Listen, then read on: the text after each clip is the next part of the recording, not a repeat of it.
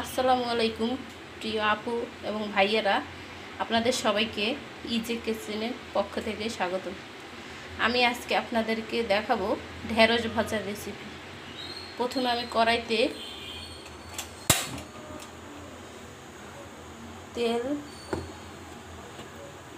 এবং পেঁয়াজ দিয়ে দিলাম।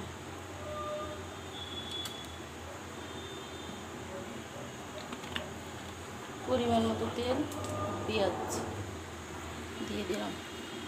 এখন পেঁয়াজ ভাজা হলে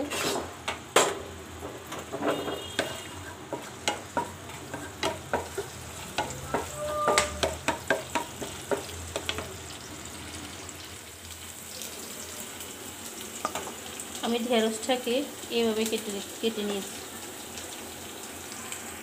পেঁয়াজটা অর্ধেক ভাজা হলে এই পর্যায়ে আমি দিয়ে দেব কাঁচামরিচ কুচি।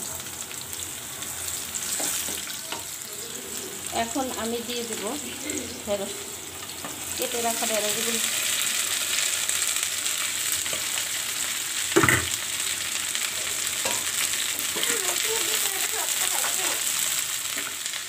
এখন আমি দিয়ে দেব স্বাদ মতো লবণ,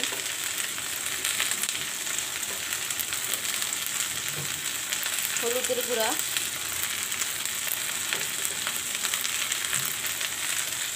এখন আমি ঢাকনা দিয়ে ঢেকে দেব।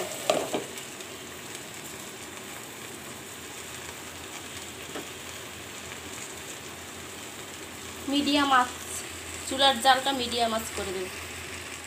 আমার ঢেঁড়স ভাজার ফাইনাল লুক দেখুন, দেখতে কত সুন্দর হয়েছে।